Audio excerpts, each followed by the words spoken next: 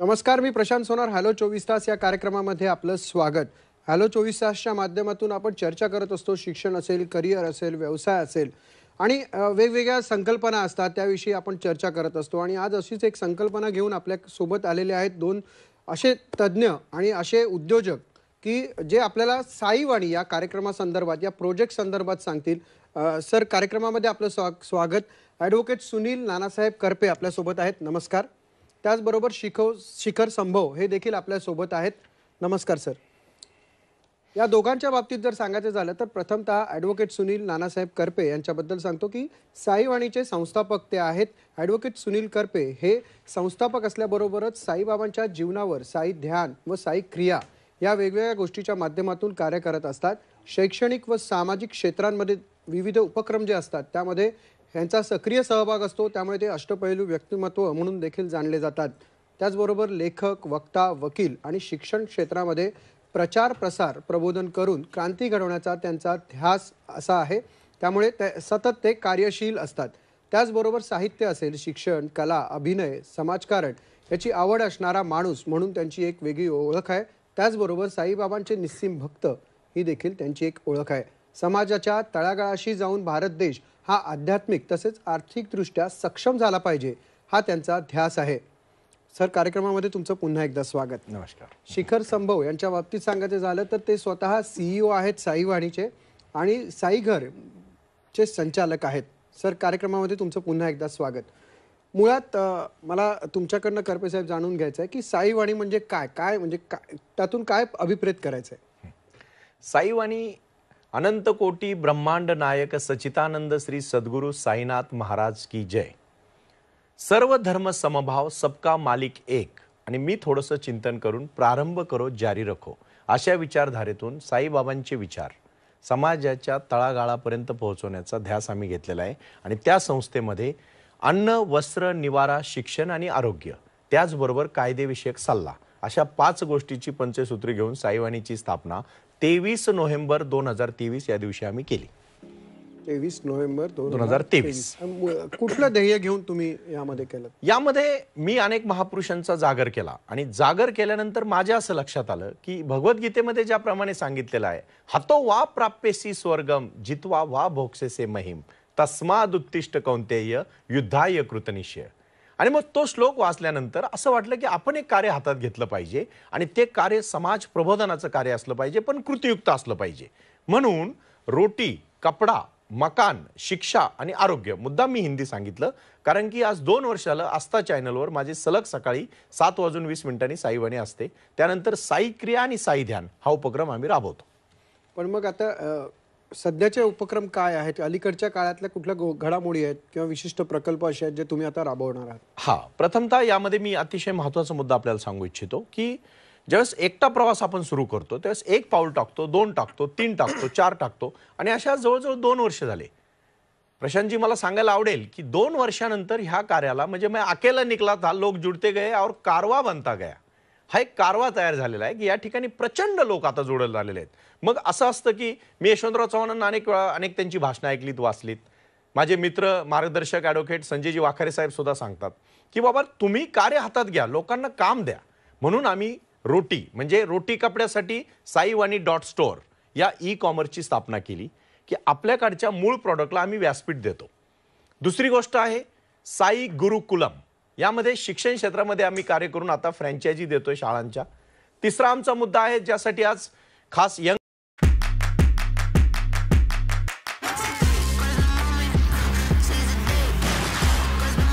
बनवतोय 42 एकर्समध्ये आणि त्या ठिकाणी मेडिटेशन सेंटरही आम्ही सुरू केले. बाकी अजून माहिती थोडंसं साईवाणीचा आता जसं आपण उल्लेख केला, CEO सुद्धा स्वतः बोलतील साई अंगणबद्दल. तर आपण त्याच्या आधी मला त्यांच्याकडनं जाणून घ्यायचं की साईवाणी ई-कॉमर्स हे काय आहे? म्हणजे सो ई-कॉमर्स बेसिकली हमारा एक प्लेटफॉर्म है जो काफ़ी सारे स्टार्टअप्स इनफैक्ट जिनके पास एक अच्छा प्लेटफॉर्म नहीं है to reach out in the market, specially जो ऑर्गेनिक प्रोडक्ट्स जो आजकल तो बोलते हैं कि ऑर्गेनिक है बट एक्चुअली ऑर्गेनिक नहीं होता है. But we are connecting with such companies and such brands जो एक्चुअली ट्रूली ऑर्गेनिक है, जो नेचुरल इंग्रेडिएंट्स से बने हैं. तो हम वैसे टाइप के स्टार्टअप्स को पिकअप करके और उनको एक अच्छा प्लेटफॉर्म देके जहाँ पे हमारे सारे जो साइवानी के फॉलोअर्स और साइवानी की जो कम्युनिटी है उनके साथ कनेक्ट करे डायरेक्टली. सो हमारा main purpose is that through Saivani e-commerce. म्हणजे ते आता सुरू आहे पूर्णपणे. हो. येस. ओके. आणि साधारण तुम्ही आता म्हणजे साई घर बद्दल सांगणार होतात, सांगा. सो साई घर बेसिकली सर का विजन है जहाँ हम अफोर्डेबल होम्स प्रोवाइड करना चाहते हैं ऑल ओवर.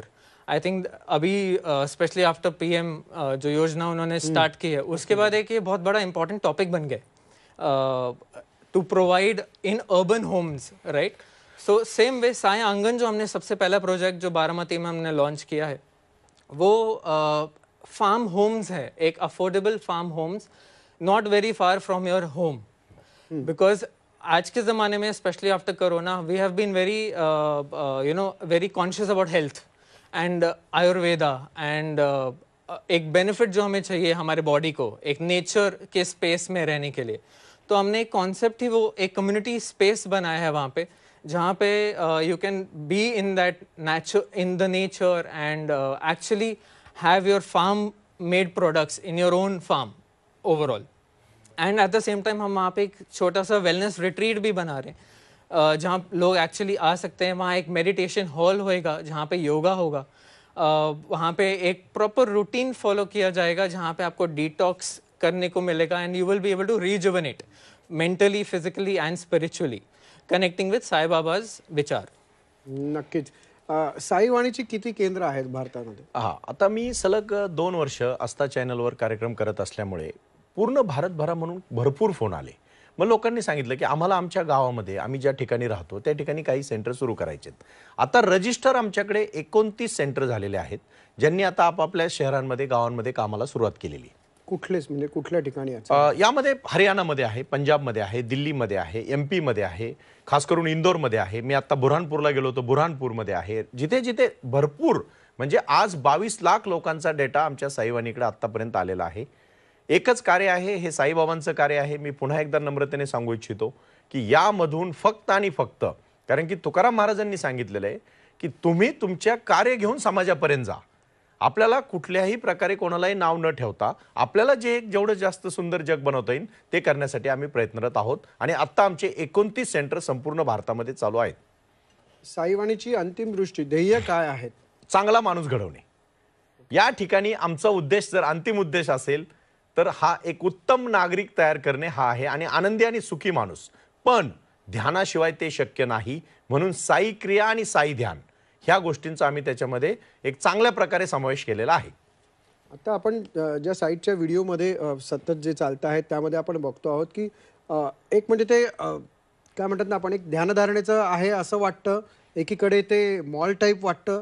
नक्की यामध्ये ही रचना काय आहे, कसली आहे? अतिशय चांगला आणि मार्मिक प्रश्न आपण विचारलेला आहे. मी खरंच प्रशांतजी तुम्हाला धन्यवाद देतो. काय होतं माहितीये का, लोकांची ती संकल्पना झालेली आहे की ऋषी बाबा, मग ते त्यांचा आश्रम, मग तिथं लोक येणार. नाही, मुळीच नाही.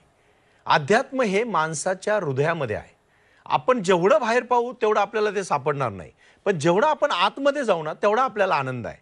मी मॉडर्न जगामध्ये आज टेक्नॉलॉजीला धरून काम करणारा माणूस आहे.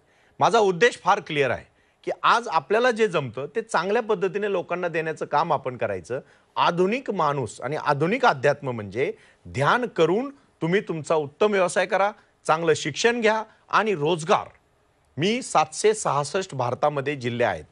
प्रत्येक जिल्ह्यामध्ये साईवाणीच्या ई कॉमर्स साईवाणी.स्टोअर या ई कॉमर्सची स्थापना करून त्या माझ्या माता भगिनीला, त्या माझ्या भावाला आम्ही व्यासपीठ देतोय. त्यामध्ये सर मला सांगायला आवडेल, डॉक्टर विकास पाटील हे बालरोग तज्ज्ञ आहेत. तशाच प्रकारे त्यांच्या पत्नी डॉक्टर स्नेहा पाटील या पंचकर्मामध्ये आयुर्वेदामध्ये MD झालेल्या आहेत. मी PCR ला विनंती करतो की त्यांनी त्या संदर्भात देखील व्हिज्युअल्स चालवले तर बरं होईल. स्नेहवदन म्हणजे शरीराला जर तुमच्या आज ॲलोपॅथीचं आपण किती औषधं घेणार प्रशांतजी, मी तुम्हाला सांगतो, हृदय ठीक आहे, हृदयविकार होतो, वाईट आजार आहे, पण आज त्याच्याच एवढा आजार फॅटी लिव्हर. म्हणजे जो माणूस जाड आहे त्यातलं 90% लोक, म्हणजे पूर्वी दारू पिणाऱ्याच फॅटी लिव्हर व्हायचं, आता तब्येत वाढणाऱ्याचं पण फॅटी लिव्हर होतं. त्यासाठी स्नेहवदन ही साईवाणीने प्रमोट केलेली एक अशी संकल्पना आहे की ज्याच्यामध्ये तज्ञ डॉक्टरांच्या मदतीने बारामतीमध्ये आम्ही आणि पुण्यामध्ये खराडी या भागामध्ये लोकांसाठी आता आम्ही काम करतोय प्रकृती चांगली करण्यासाठी. म्हणजे फक्त अध्यात्म म्हणजे काय नुसती भाषणं करायची लोकांना एक अजिबात नाही, त्यांच्या जीवनात परिवर्तन झालं पाहिजे, हा आमचा मूळ उद्देश आहे. पण हे जीवनात परिवर्तन झालं पाहिजे हे तुम्ही जे म्हणताय, पण ब्रेकवर जाण्यापूर्वी मला तुम्हाला असं विचारायचं की मुळात साईवाणीमध्ये सामील व्हायचं असेल तर कुठल्या पद्धतीची प्रक्रिया आहे किंवा कोणते पर्याय आहेत? हा, यामध्ये साईवाणी हा एक आमचा यूट्यूब चॅनल आहे, saiwani.org ही एक वेबसाईट आहे, आणि सगळ्यात महत्त्वाची गोष्ट म्हणजे saighar.in ही आमची एक वेबसाईट आहे. आणि त्याही पलीकडे जाऊन नुसतं गुगलवर तुम्ही साईवाणी जरी नाव टाकलं तरी आमचे सगळे नंबर्स आणि आमच्या लोकांचा संपर्क त्या ठिकाणी होतो. माझे स्वतःचे 1200च्या वर व्हिडिओ हे यूट्यूबवर आहेत. शिखरजी, ब्रेकवर जाण्यापूर्वी तुम्हाला एक आवर्जून प्रश्न विचारायचा की साई घर यामध्ये देखील ध्यान केंद्र आहेत, तर कशामुळे वेगळेपणा ठरतोय त्याच्यामध्ये?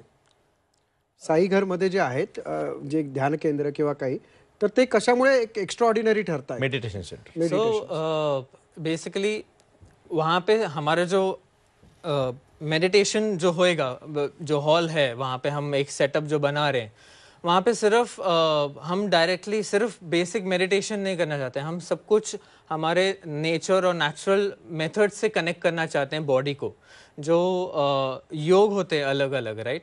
तो उससे हम कनेक्ट करना चाहते हैं, end through having actual natural food at the same time.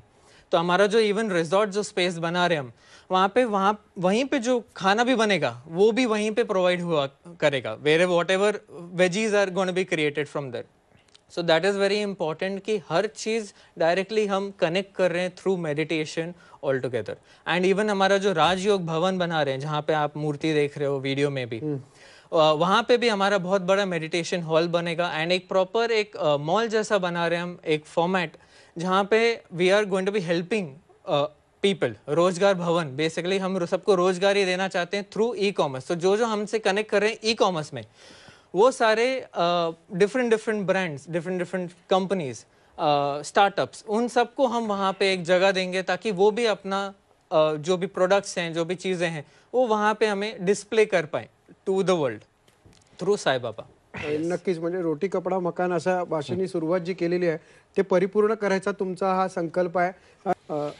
Sir Karpe साहेब, सुनीलजी, तुम्हाला असा प्रश्न विचारायचा की साई गुरुकुलम ही देखील एक संकल्पना आहे, मुळात ती काय आहे, म्हणजे सविस्तर सांगा. सर्व भूमिका ह्या शिक्षण क्षेत्राशी निगडीत आहेत, आणि पहिला आणि अतिशय महत्त्वाचा मुद्दा आहे की मानव जर शिकला तर समाजात परिवर्तन करू शकतो. मग शिक्षण कशात मिळतं? शाळांमधून.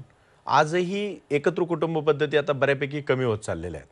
म्हणून पुन्हा एकदा गुरुर ब्रह्मा गुरु विष्णू गुरुदेव महेश्वरा गुरु साक्षात परब्रह्म तस्मै श्री गुरुवे नमः या धर्तीवर संपूर्ण भारतामध्ये आम्ही 108 साई गुरुकुलमची स्थापना करत आहोत. प्रथम गुरुकुलाचं काम वाघोली या ठिकाणी आणि बारामती या ठिकाणी सुरू झालेलं आहे. या ठिकाणी रेसिडेन्शियल स्कूलची आम्ही निर्मिती करतोय. शेवटी पहा, विद्यार्थ्याला एक शुद्ध बीज असतं, ते बीज जर आपण व्यवस्थित लावलं तर त्याचं एक झाड तयार होतं, आणि ते झाड पूर्ण पृथ्वीवर हरियाली बनवू शकतं. प्रत्येक माणसाला सारखा श्वास मिळतो, सगळ्या गोष्टी 2 पाय 2 हात सर्व काही सारखंच असतं, पण कोणी महात्मा गांधी झालं, कोणी बुद्ध झालं, कोणी महावीर झालं, आणि कोणी काहीच झालं नाही. हे केवळ शिक्षणामुळे झालेलं आहे. म्हणजे वाघिणीचं दूध शिक्षणाला म्हटलं जातं. अशा प्रकारे चांगलं शिक्षण देण्यासाठी शिक्षकांनी एकत्र येऊन, मी तसा DEd BEd MEd PhD education करून LLM केलेलं आहे. म्हणजे माझा उद्देश काय? मूळ शिक्षणाचा प्रचार प्रसार करायचा, पण चांगल्या धर्तीवर CBSE स्कूलची निर्मिती आम्ही आता करत आहोत. पण मग यासाठी तुम्हाला तशा पद्धतीने स्टाफ घेणं देखील असेल, मग ही प्रक्रिया तुम्ही कशा पद्धतीने करता? हा, अतिशय चांगली गोष्ट तुम्ही मला विचारलेली आहे. म्हणजे मी याचं फार सविस्तर उत्तर देऊ इच्छितो तुम्हाला. स्टाफ म्हणजे शिक्षक. पहा बरं का, छत्रपती शिवाजी महाराजांनी हिंदवी स्वराज्याची स्थापना केली, त्यावेळेस काय वर्तमानपत्र नव्हती. कुठल्याही पेपरमध्ये जाहिरात न देता सुद्धा बाजीप्रभू देशपांडे सारखा, महाराज गडावर पोहोचा सुखाने मरतो म्हणणारे बाजीप्रभू, अनेक वेगवेगळे, म्हणजे त्या ठिकाणी कान्होजी जेदे असतील, येसाजी कंक असतील, मोठमोठी माणसं त्यांना भेटली. कशी भेटली? कारण जशी भेटली तशी माणसं महाराजांनी घेतली आणि जशी पाहिजे तशी घडवली. म्हणजे आता तुम्ही जर पाहिलं तर शिखर संभव हा 30च्या आतला तरुण आहे, पण एका साई घर या कंपनीचा तो डायरेक्टर आहे, शिवाय तो CEO आहे ई कॉमर्सचा. म्हणजे माझं तर स्वप्न आहे की माणसाने 25व्या वर्षीच ध्येय ठरवावं आणि 65व्या वर्षी पूर्ण करावं. पण 25 ते 65चा जो प्रवार आहे ते घडवण्याचं काम साई गुरुकुलम करते. म्हणजे आम्ही हाडाचे शिक्षक घेतो, जे काय त्यांना नसेल जमत ते त्यांना शिकवतो, मी एकटा शिकवतो असं मी म्हणणार नाही, कारण शेवटी मी भगवद्गीतेचा अभ्यास केलेला आहे. गीतेमध्ये शेवटी सांगितलेलं आहे, यत्र योगेश्वरो कृष्णो यत्र पार्थो धनुर्धर तत्र श्रीरविजयो भूतिर्ध्रुवा नीतिर्मतिर्मम. चांगल्या लोकांना जर चांगलं शिक्षण मिळालं तर त्यांचा विकास होतो. नक्कीच. पण ध्येय ते ध्यान किंवा ध्यान ते ध्येय या दोन्ही गोष्टी एकमेकांना पूरक आहेत. ध्यान केंद्र देखील तुम्ही उभारणार आहात, ती कशी आहेत? सर्वात महत्त्वाची गोष्ट, महानगरपालिकेचे अनेक उद्यानं मोठमोठ्या शहरांमध्ये आहेत. प्रामुख्याने पुणे शहराचा जर आपण विचार केला तर आज मी पाहिलं 150च्या वर महानगरपालिकेचे उद्यानं आहेत. आणि प्रत्येक उद्यानामध्ये त्यांनी समाज मंडप म्हणजे तिथं केलेलं आहे.